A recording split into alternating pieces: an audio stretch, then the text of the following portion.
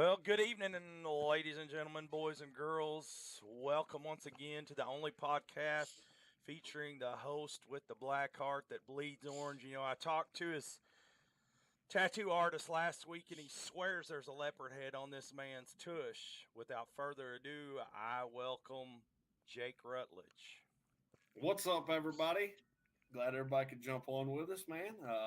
This will be the fourth installment, I believe, of the rundown with Rutledge, and everything you said in that little intro there is true, except for the leopard part. I actually I don't have any kind of leopard tattoos on me or anything like that. So I know there are a select few around town that have some spots on them, and a good buddy of mine, matter of fact, also has a leopard on his back shoulder blade. But that just goes to show you how much they appreciate Lindsay Schools and how much they obviously still follow. So you gotta tip your cap to them. But no, with all that being said, again, thanks for everybody jumping on here with us. Me and Brooks, we're gonna start out. We'll talk. We mentioned it earlier before we went live, talking some realignment. The college football landscape is, man, that thing it went a couple of years ago. When OU and Texas decided to leave for the SEC in 25. That kind of shocked everybody, kind of threw everybody into a tizzy, and then here just a couple of weeks ago, USC and UCLA decides, hey, we're going to jump ship, we're going to join the Big Ten, which, I mean, that's a big old jump. I mean, you're going from the West Coast out there all the way to, I think Big Ten headquarters is there in Chicago, Illinois, or something like that. But it's going to be interesting to see how that plays out, just, geographic wise. There's going to be some Saturdays where you have, USC based right there in Southern California. They might be playing a game in, Happy Valley, playing against Penn State. I mean, the logistics of this whole thing is going to be wild. But then you hear all these comments coming out here the other day and speculation that the Big 12 is looking to poach some more of the Pac-12 and pull in the two Arizona State schools, the Colorado, old school Colorado. I mean, it is nonstop right now with the college football landscape. So I'm anxious to see how it's going to pan out. I think the Big 10, Big 12, names like that, I think that's fading away here pretty quick. Yeah, I do. I can't remember if I'd sent it to you today, but there's a picture floating around. It's the national championship appearances by conference, BCS, CFP era. And, by the time you shake all that out, the SEC is going to have like 24. Big Ten is going to have 5. Right. I mean, honestly, everybody's talking, oh, this USC thing, it's going to really bolster the Big Ten, but in that area. When's the last time USC's been relevant, though? Exactly. I mean, they are, I guess you could say they have the quote unquote the brand, I mean, back in the day, USC was something to be reckoned with, but it seemed like after Pete Carroll left, they've kind of fallen off the face of the earth, and then, and he was cheating. And what? He was cheating. Oh, Pete Carroll, absolutely, yeah. I don't like the guy. He's a Seahawks coach now. I've never really particularly cared for Pete Carroll, but he's always seemed to find a way, to get things done, whether it be, his brief tenure there with the Patriots back in the day. Then he joined USC. Then, he took this Seattle job, so he's been successful, although, there at USC, like you mentioned, it was a little bit shady. Reggie Bush had the Heisman taken away from him for some of the stuff that they were pulling there. But it's crazy to me that a West Coast team that has all this rich tradition, and we keep saying USC. Well, let's talk about UCLA. They play in the Rose Bowl. That is their home stadium, the Rose Bowl. The Pac-12 and the Big Ten have an agreement every year for the Rose Bowl is going to be Pac-12, Big Ten playing one another. So what you're saying is you could possibly end up with, and this is just for an example, a USC versus Michigan. You might have that week 6 of the regular season and then turn around on New Year's Day and have USC Michigan in the Rose Bowl. Yeah. Depending on how all that shakes out. I know there's conference championship games and whatnot, but I think the days of the individual conferences, I think that's gone. I think it's going to turn more into what you want to call a super conference, mega conference, call it that. I mean, and I think it begins with the SEC, and you see them pulling in teams from all over. I think at some point they're going to pull in like a Florida State, possibly a Clemson. I mean, Well, now, did you hear yesterday? They supposedly come out and said we're not adding anymore at this time. after OU and Texas get there Right, next year, or right. well, 2 years from now. But I think that deal, man, I think that'll go over a lot quicker. I think they'll push to maybe try to get that done next year. I know that might be some conflict with scheduling and whatnot, but at some point, the Big 12 has to say, okay, OU Texas, you want out? Well, we don't want you around at our Big 12 meetings and stuff. Like Yeah. I guess you could just tell them, hey, don't show up. Well, have you seen the preseason? I don't remember what you call it, but the preseason picks by position. They literally the only OU player that was picked Oh yeah, it was preseason was the punter. the punter.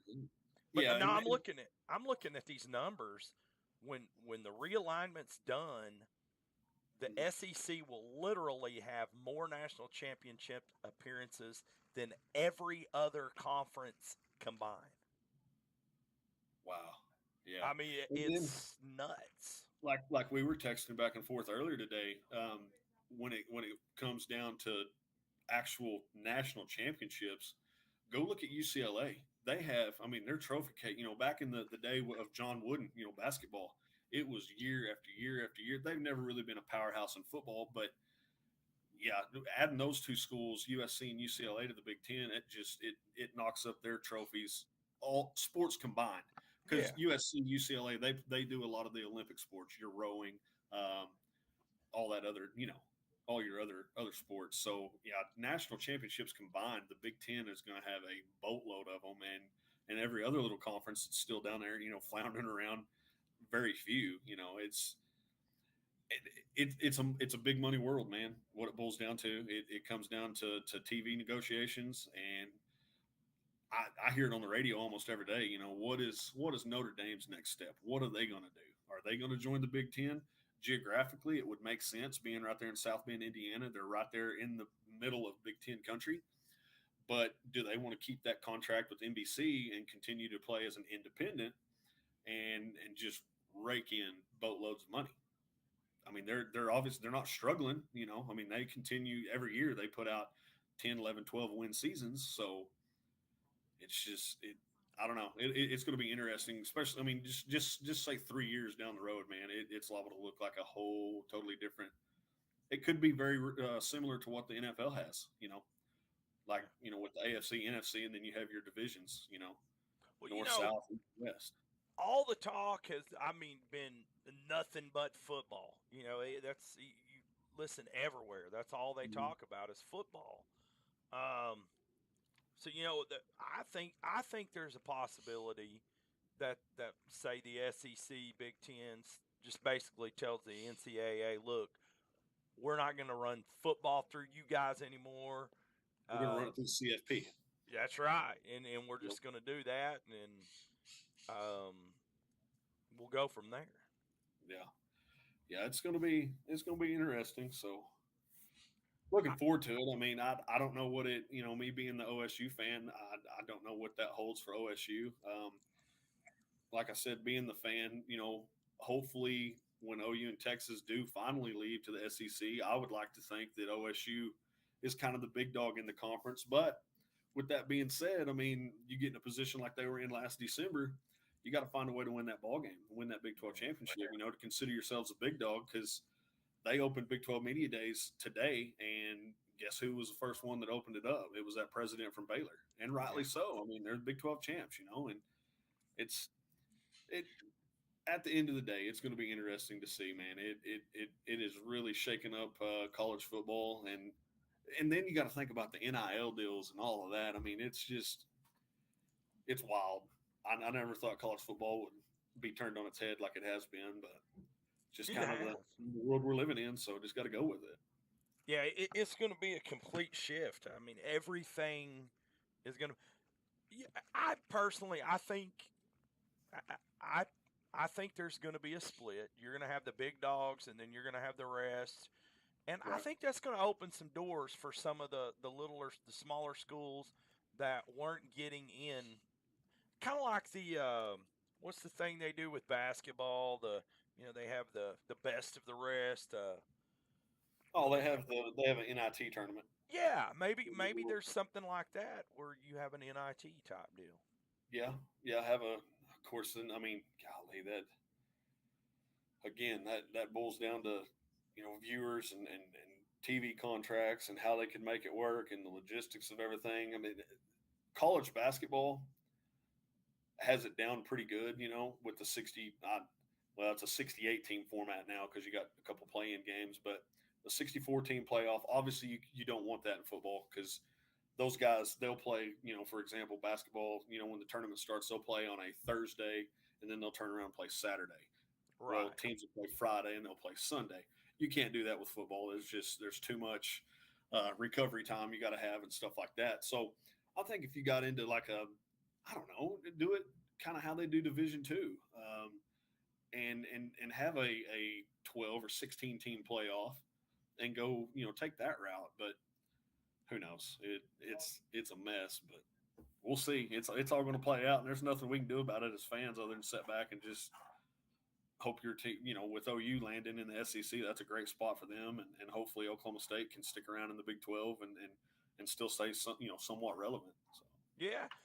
I mean, as an OU fan, I'm excited mostly because we get to travel to some new stadiums, some different stadiums. sure, Um, last week we were over messing around in Northwest Arkansas, so we went ahead and we go to landed. Fayetteville. There's a little airport there at Fayetteville, and went and checked everything out up there.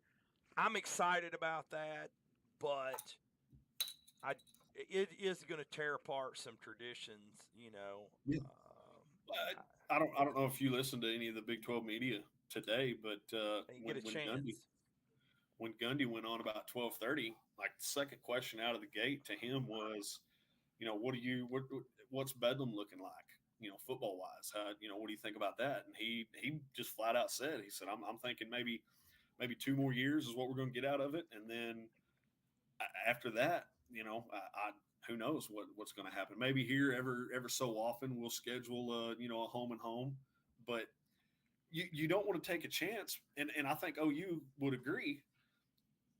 That's a rivalry game at the end of the year. Most years it comes down to the winner of that is going to represent, going to be either the Big 12 champ or at one time represent the South in the Big 12. Well, with Oklahoma jumping to the SEC, playing that kind of conference schedule, I mean, we're talking the possibility of playing in Alabama and Arkansas and Auburn and LSU. To play that kind of conference schedule, do you really want to play Oklahoma State in a rivalry game? Early on in the season, you know how that game is. It's a toss up. Now Oklahoma does hold a massive advantage in that, like 92-17 or something, but still you don't want to mess with, and I don't think Oklahoma State wants to mess with it. I think they're like, okay, this is our opportunity to kind of get away from face it, 9 out of 10 years they're going to get beat in Bedlam. Yeah. Well, That's one thing that I've thought about, Jake, that I haven't really heard anybody mention, but you almost hit on it a while ago. Yeah, I'm a OU fan, so I'm putting them a little bit up on a pedestal here, but Mhm. here's what happens throughout the year. If someone beats OU, like for instance this year, OSU throttled them. Well, that automatically gains some national attention. Hey, Yeah. they beat OU, so you're taking away some of those games. So it's going to force some of them to play a little bit tougher non-conference schedules. Yeah. But again, there at the end, it was already built in for Baylor, OSU, Mhm. Tech, all those schools. And hey, you beat OU at one time. If you beat Texas, then hey, you've done something, and you're going to get some attention. Oh So yeah. that's going to be lost, and Yeah. and aside from just the tradition, it's fun to watch those games and go to those games and Oh, yeah. you know experience that. Yeah. Now, like you said, though, I mean, the opportunity for OU fans to travel to, to Gainesville, Florida, go to the swamp on a Saturday afternoon, go down there to, Death Valley and play down there in Baton Rouge on a Saturday night. They say that is no play. There's you can't compare that to anything. It's crazy down there on a Saturday night, and you mentioned Fayetteville, just across the way over there. Over in Arkansas, that's going to be a big deal because Arkansas has ties. Well, not necessarily with the Big 12, but when it was the Southwest Conference back in the day, they were in this conference. Yeah. It's it's going to be cool for OU fans to be able to jump, and head out east and go to some of them different venues and a little bit jealous. I mean, it would be cool to go and watch some games out there, but you know, I can wait till 2029 or whenever when Oklahoma State and Alabama have a home and home and maybe look into it then. Hopefully Saban's still not coaching by then. My God, he'll be like 85 or something. But I'm going to tell you, as a Big 12 conference fan or whatever, traveling to Kansas and Texas is getting really boring. I imagine. Hey, I'm kind of excited. I'm hoping there maybe, what would it be, 24, 25 season. Houston's going to be in the conference, and who else was it? Houston, Cincinnati, BYU, and UCF. Yeah, so I mean, I'm kind of looking forward to that. Maybe we get to go watch some of that. And honestly, as a fan, as a fan of, I've always told everybody, you can ask anybody, I'm OU fan first, and then then I'll root for OSU or Tulsa or whoever. So whoever's in, but I'm excited. I'm going to have basically be able to root for two different teams here. So that aspect of it's exciting for me. Could you imagine being in the big time media, the local media here, and being able to cover, just for an example, Oklahoma and say Florida at 11 a.m. from Norman, and then at 6 o'clock that night, you get to cover like Oklahoma State BYU from Provo or wherever BYU plays their home games. I mean, it's a full. It's already a full day for those media guys, but I mean, now it's really, and that's a weekend deal, every week, every Saturday deal coming up here in the next couple of years. So it'd be cool to have that gig for sure. Cause you're going to get to absolutely a lot of traveling and there's an opportunity. Media could be down there in Gainesville on a Saturday morning covering a game, and then they could end up somewhere, Boulder, Colorado, covering, Oklahoma State, Colorado for a nightcap. I mean, that's yeah. So hey, Jake, I just noticed something. Looks like our visitor just has made his appearance. We got the surgeon on here, huh? Yeah, we got the surgeon. Give me just a second. I'll get him on. You guys ready?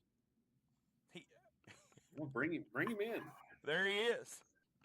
The one and only. What's up, buddy? Can you hear me? Yes, sir. Can y'all hear me? Absolutely. How you doing this evening, big guy? I can't complain. Breathing and walking. That's right. So, hey, remember, guys, I know you guys are ready to jump to some basketball stuff and some local stuff, but Detrick, if you've watched the show, we do a quiz. We got to test your knowledge to see if you're smarter than Jake Rutledge. So we have a little a little game here. So actually tonight we're going to do some basketball. I've been kind of tough on Coach Cater. Teeing it up for him, aren't you? Put him on a tee and let him just swing for the fences. Man, we did. And I feel bad because I was kind of rough on Coach Cater and Coach Walker, and I threw some curveballs at them. But tonight we're going to talk basketball. We know that's your thing, Surgeon. So, you guys ready for the first question? So how this works? I'll ask you the question. And since you're our guest, we're going to give you the opportunity to answer first for the first question, and then Jake the second question, and then we'll go back to you. Are you ready? I think so. Might as well be. We're talking NBA here, guys. Okay. What player scored the most points in one game? Hmm. I would have to say Do Mr. you want to Wilt go? Chamberlain. It was who? Wilt Chamberlain. Okay. Jake, you agree or disagree?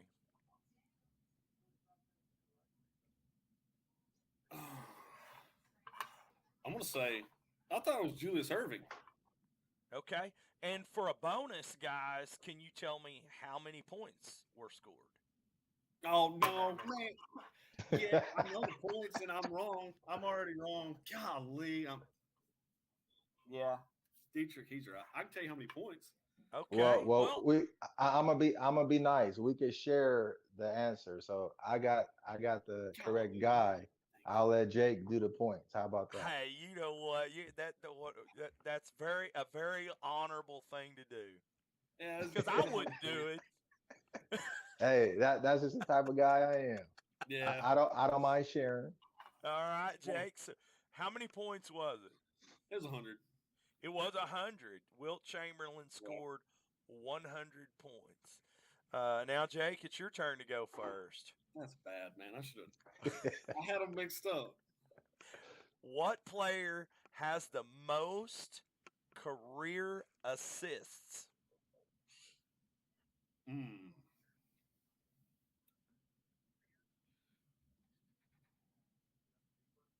I can't cheat either because I'm using my No, you phone for can't you cheat. guys. Man, I want to. I'm not positive. I want to say John Stockton. Okay, Dietrich, would you agree with that or disagree? That was the same guy I was thinking, honestly. I know. I know. Back in the day when him and the mailman Karl Malone out there at Utah, they Stockton. He served everything up on a platter. But I'm not positive about it. There's probably somebody before Stockton. I don't know. I'm I, sticking with Stockton. I'm pretty positive as well. Okay. Can you tell me Can you tell me how many assists it was if it was Stockton? Not exactly. Okay. It was John 10,000. Stockton. 15,806 points. Gotcha. Um, That's a ton of assists. Of course, he That's a played lot. what, like 16 years? Yeah, that's a lot of dimes and quarters. Absolutely, absolutely. okay. Um, Next question. What team drafted Kobe Bryant? Dietrich. Ooh, I just seen this too. Originally, right? Yes. Uh-huh. Oh, I might be wrong, but I'm going with the Charlotte Hornets. Okay. Jake. Yeah, it was the Hornets, and it was like one of them trade deals, and that's how he ended up with the Lakers. So Okay. he You ended up guys being a Laker. you guys are correct. Okay. I did We've got see. I just throw this in here, little quick tidbit. I did see that the Clippers hosted Kobe back in the day for a workout, Yeah, and they told him that they couldn't they just weren't on board drafting. I think he was 17 at the time, maybe yeah, 18. I believe so. They couldn't get on board drafting somebody like that because the city of LA wouldn't take the Clippers serious, and then Yeah, Charlotte shipped him to the Lakers, and well, they win 5 titles, and the Clippers haven't done anything. I yeah. mean, I know, you I talk know they're about regretting that decision. absolutely talk about some bad luck, but That's yeah, for I'm with you, sure. Dietrich. I just seen that the other day. Something popped up on I can't remember if it was Facebook or on ESPN or something. I seen it. Yeah, I think it was ESPN when they were showing one of those summer league games. Yes, yep, you're probably right. So all hey, I right. did We're better gonna this do week. one more Okay, question I just shot as myself in a the foot. possible tiebreaker. You know, I hate to walk away from these things with just a tie. You know, you got to have a winner in every game. You've got to have a winner. I hate ties. For sure. Right? Yes, Okay. sir. So, last question. Dietrich, we're going to let you go first. All right. What player has the most career personal fouls?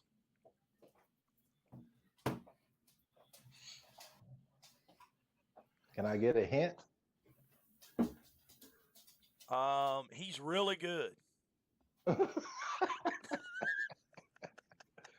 Let's He is go. like currently still playing.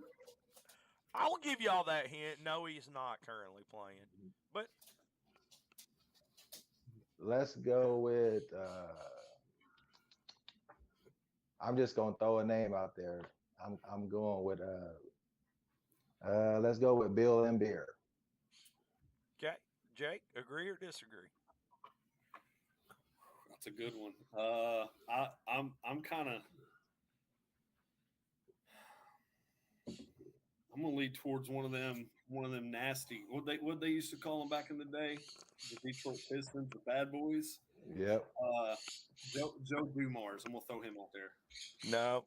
So don't feel bad, guys. On this particular quiz, only 4% of the contestants got it. It was. I'll give you his initials and see if you guys can get it. KAB.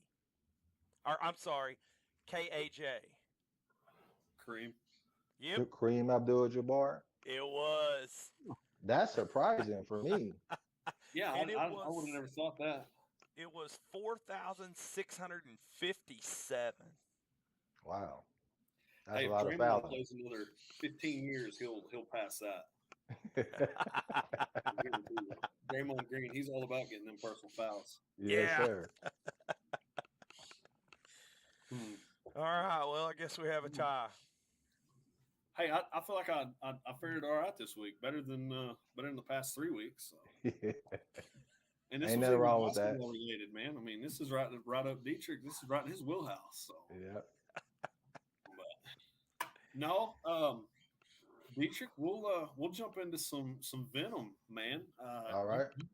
Y'all been busy all stinking summer. I mean, it's like as soon as school let out, baseball's finished up, school let out, you boys jumped into some travel basketball and have done nothing but have tons and tons of success. I think you've won 25 or 25, 30 games or something like that. I mean, y'all won a ton of ball games this summer, so Yeah, somewhere in that area. talk about the guys, man. Man, I just to be honest with you, I decided to start this AAU program originally for Jaden and Bryson.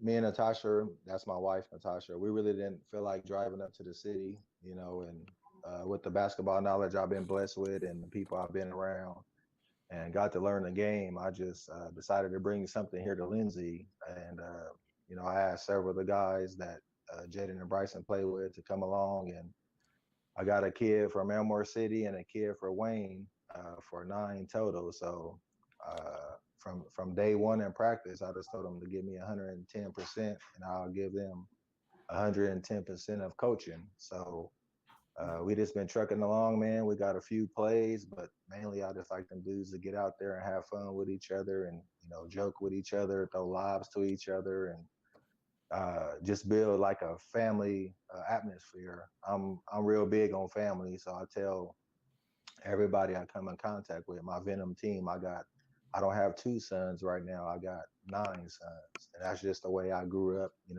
San Diego with the coach I had. So, we break the huddle with family, and we end the huddle with family, and I truly believe it, and I think the guys do as well.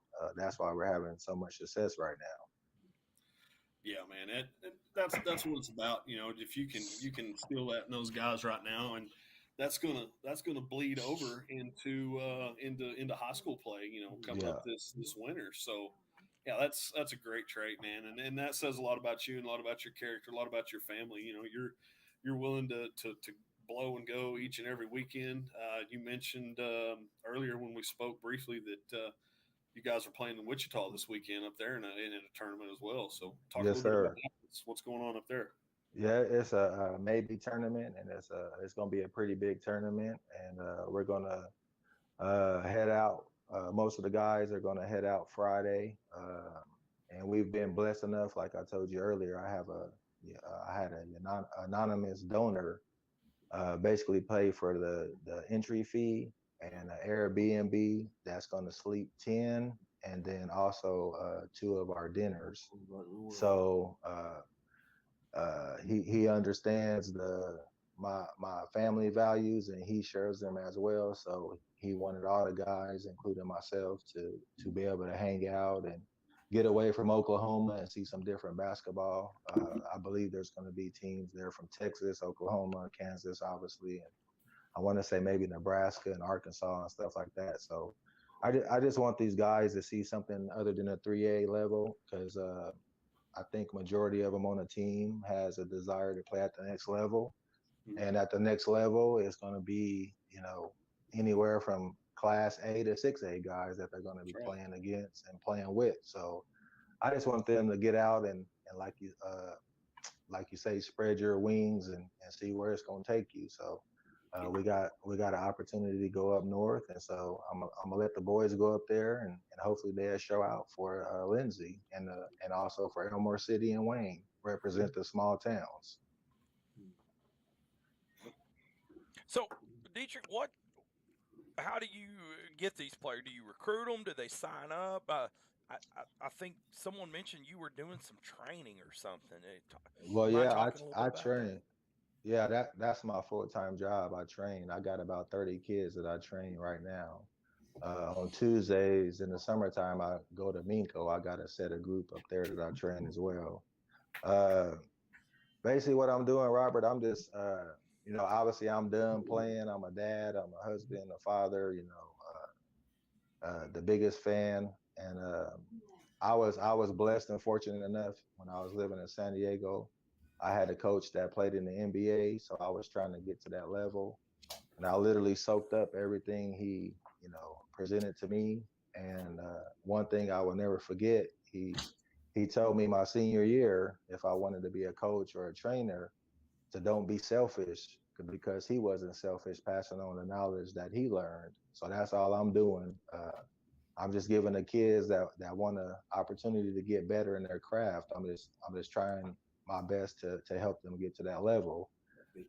With that being said, I actually, this was kind of like for me personally, uh, kind of how is this gonna how is people gonna take me starting a summer team here in a small town? So I basically just handpicked the guys. I know all the guys personally. Some I know since they was in diapers, and the other ones just know from watching them play basketball. So and like I said, I train most of them. So they trust me. Their parents thankfully trust me and know that I'm there 110% for them. I don't want no recognition. I want those guys to get all the recognition, because I got my recognition when I was playing. So I had an excellent career. Obviously, I didn't make it to the next that last level, but I had a fun time trying to get there. So I'm just trying to let these guys experience something as well. Yeah. Absolutely. So, what is your experience? I'm not familiar. So. Well, I made it to the college level. I was kind of like that knucklehead that just did enough to get by in high school. I didn't know no better at the time, so I had to go the long route. I went to a junior college right out of high school and was player of the year there, and just sent the tape to a school called Freed Hardeman in Henderson, Tennessee, and they offered me a scholarship. And then I went out there, had a little rocky patch out there, and went back home to San Diego and played a little bit in Mexico. I tore 2 ligaments in my ankle, and at that time I already had my daughter, so I had to do some gut searching, and I said it's time to be a man, so I hung it up. But like I said, I don't regret nothing, man. A lot of people can't say this, and I'm not saying this for bragging rights, but I don't know if you guys know who Yao Ming is, but he played on my summer league or my summer AAU team in 1998 in the summer. It was High Five America, so I got to travel with him, and that's where I was like, wow, this is pretty awesome. So, what is your coaching experience? And do you have any thoughts, plans? First of all, what's your coaching experience, and then second of all, you know, would you ever consider maybe going to like high school or something like that? Well, my coaching experience consists of I had 2 years. I want to say 2011 to 13. I coached Sky when we homeschooled her for the OKC Storm, and I took them both years to nationals, and unfortunately we got second place. But it was a great experience. And then that was with me working in the oil field. And then 2016, I was able to get out of the oil field and I joined the Norman High staff with my best friend, Mike Neal, who is now one of the assistant coaches for the women's side at OU. And so, Yeah, I think that name sounds familiar. yeah, it should be. He's, in my opinion, one of the best shooters to come out of OU. But anyhow, so I had a good experience with him there. And then when we moved to East Texas, I started a homeschool organization called the ETX Archers. So I have that 1 year experience, and then now I started this Venom program. So obviously I love the game, and I love to be around it and a part of it. And yeah, I wouldn't mind, if the opportunity presented itself, I wouldn't mind coaching at the high school level. Obviously, like we talked earlier, I don't have a degree, so that's kind of the stickler for me personally. But long as I get to do what I'm doing now, to be honest with you, I'm still at peace with myself because I'm still able to help these kids get to that next level if they desire, or just to compete at a high level until they graduate high school. So either way, I'm good to go. Yeah, you mentioned. Yeah, I think you mentioned the Oklahoma City Storm. You mentioned them in there, right? Yes, sir.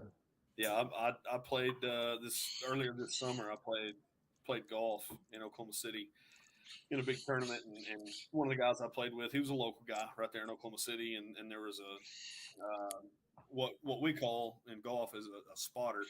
Who's Mhm. basically a kid that stood out in the fairway, and when we teed off, he made sure he seen our balls down, and he'd run over there, place a little flag next to him.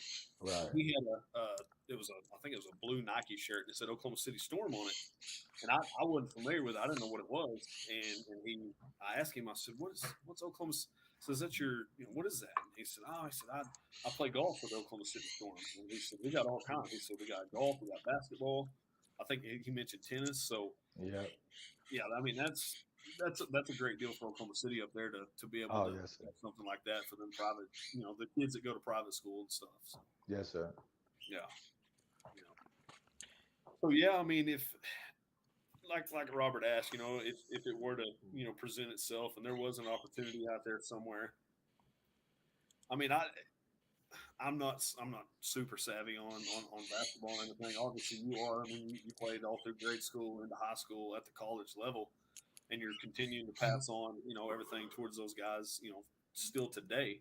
Right. I mean, I think you'd make a great coach at some point, and later on down the road if it ever were to come up. So I appreciate it. man, you might have to look into to going back to school and finishing that degree, get that bachelor's, man, and see Yeah. what you can do because Yeah, me and Natasha kind of talked about it. I tried one time. I was in an oil field, and yeah, unfortunately, it was a travel and oil field job. So I said, "Hey, I could do it online," but yeah, I failed miserably. yeah, just ain't got the time, man. No, not when That you're oil working in field, the it's oil a field. it's a different beast out there for sure. Oh yeah, and when I tried, it was real hot and heavy. So there was no way. I was working a whole lot. Well, jumping off the Venom talk here. What Yep. let's talk a little bit of NBA. I mean, we're obviously Warriors end up winning a championship again this year. Right. Did it without KD, which Right. kind of I'm sure around these parts kind of tickled people. Just everybody loved it. With KD Right. being mentioned, where do you think he might end up? I mean, he asked he wants out of Brooklyn. Right. There's been speculation, him ending up a Laker. You've heard Phoenix, you've heard Miami. What do Right. you think? I mean, you probably got your ear to the ground a little bit better than what we do basketball wise. So, what do you Well, think? here lately, to be honest with you, I've been focused on getting these You've boys been ready busy, for Kansas, right?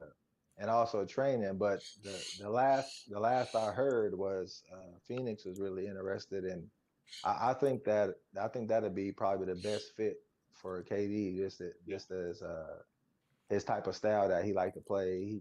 He's still able to get up and down and go. And obviously, we know Phoenix, they want to get it and go in transition as well. So for me personally, I think that'll probably be the best fit for him, just to go play with Chris Paul, have a legit point guard, and play with Devin Booker. And I think what that's going to do, that's going to free KD up from getting double teamed and stuff like that. So he's going to be able to go to work, and they're basically going to be able to help each other. And it's basically going to be impossible to double team any one of those guys. So Yeah, I think that'd be the best place. You pay too much attention to Paul, and Yeah. then all of a sudden, you got a mismatch with Booker, or, Yeah. or even worse, with KD. And I mean, Yeah. things could, that would be a legit super team. And I mean, we've seen super teams fail in the past. Yes. Other teams have found a way to beat those super teams, but man, I don't know. KD, he always, ever since he left Oklahoma City back in 16, Right. everybody was in love with him here. He played that 1 year out in Seattle, and then they come to Oklahoma City, and everybody's like, hey, these guys are going to be here for the long haul. And Draymond did a little bit of, recruiting, call it recruiting, and got him there. It still goes on in the NBA. Absolutely, man. It goes on every day. Right. Every level. Okay, so I don't know. I mean, local guy here now, Oklahoma City Thunder. Right. Don't know if you consider yourself a Thunder fan or whatnot, but if there was some way that KD, if there was a package that Sam Presti and the Thunder could put together to get KD back to Oklahoma City, how would you feel about that? Would you be for that? To be honest, I know a lot of people might not like my answer, but it really wouldn't bother me, because right now the game has changed, and this is just my personal opinion. But back in the day, you wanted to play against the best. Right. Now today they want to join up. Yeah. And there's really, in my personal opinion, there's really nothing wrong with it, because of the time has changed. Now, back in the day, we know that'll never happen. Right. So now with all the change involved, and you got centers playing point guard now and all that stuff, with the game changing, it wouldn't bother me at all. To me right now, every time a pro athlete go to a different team, I just look at it as a business decision. Mm-hmm. That's exactly what it is now. And it's all about the money. Yeah, you mentioned back in the day, your Jordans, he never wanted to leave Chicago. He retired that 1 year, went and tried his hand at professional baseball with the White Sox, and kind of looked goofy doing that. Comes back, and I think he won another championship after that. But I mean, you kind of started seeing that when we mentioned him earlier, the mailman Karl Malone, when he left Utah, ended up out there with it was Malone and Gary Payton. Kobe obviously was there. Yeah. So you kind of started seeing it trending that way, and now that's what it's about. It's capitalism, man. I mean, they're chasing rings, but they're also chasing that almighty dollar. And if there's teams out there that are willing to give up tons and tons of money, you can't be mad at those guys. I mean, that's all I just say these days, just sit back and just see what happens in the off season, and just wait till the next season to happen, and then you can see. And here's another thing that's crazy too. You probably heard this.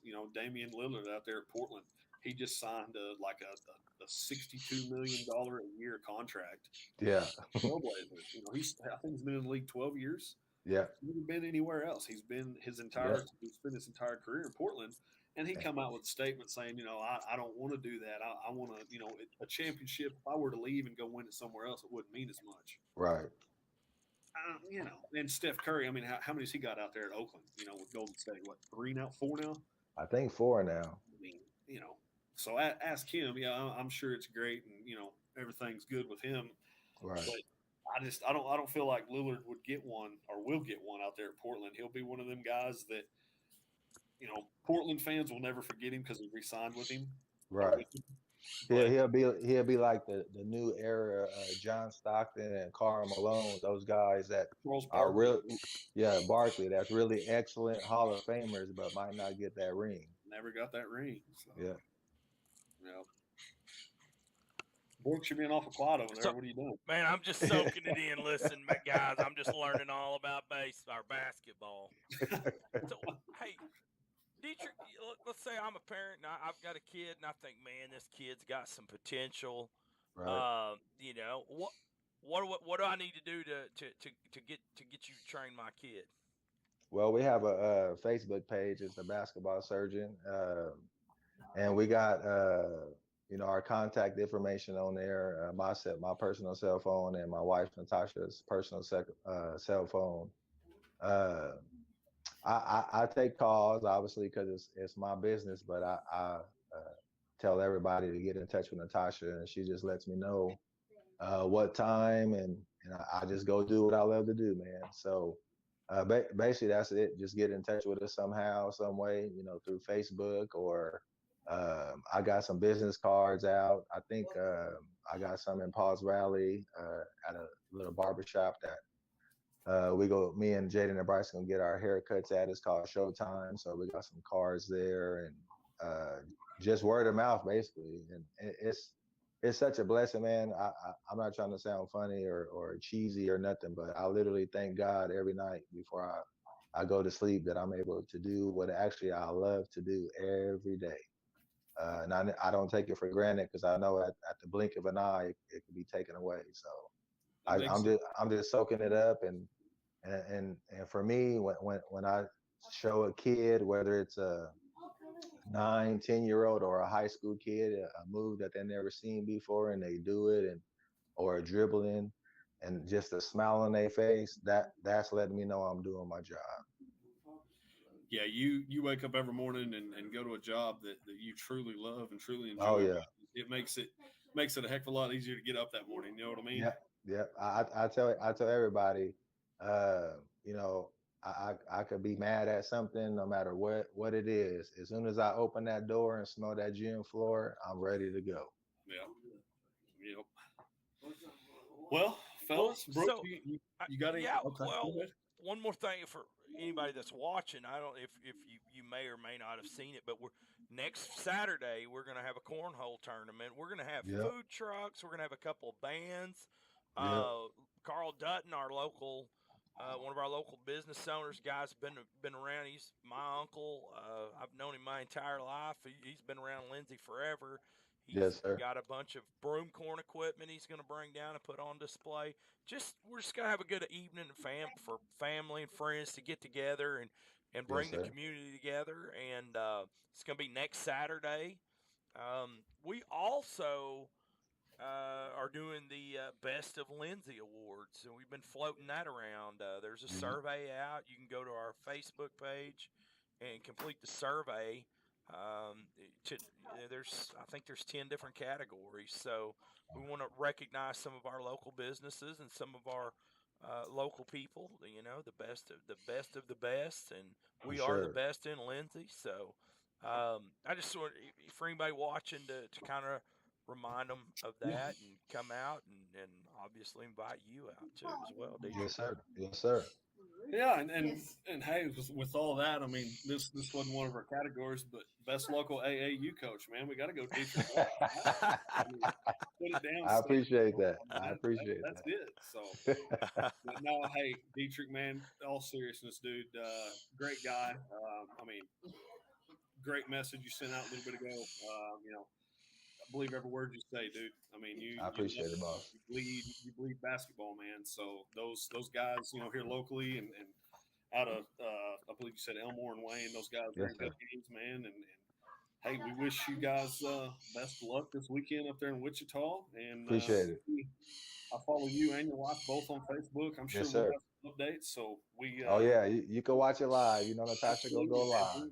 We'll check some out, but safe travels, man. And Appreciate it. thanks for jumping on with us, man. We appreciate Yes, sir. it. Thanks for having me. It's awesome. Yes, sir. Hey, y'all take care, gentlemen. You Night, too. fellas. All right.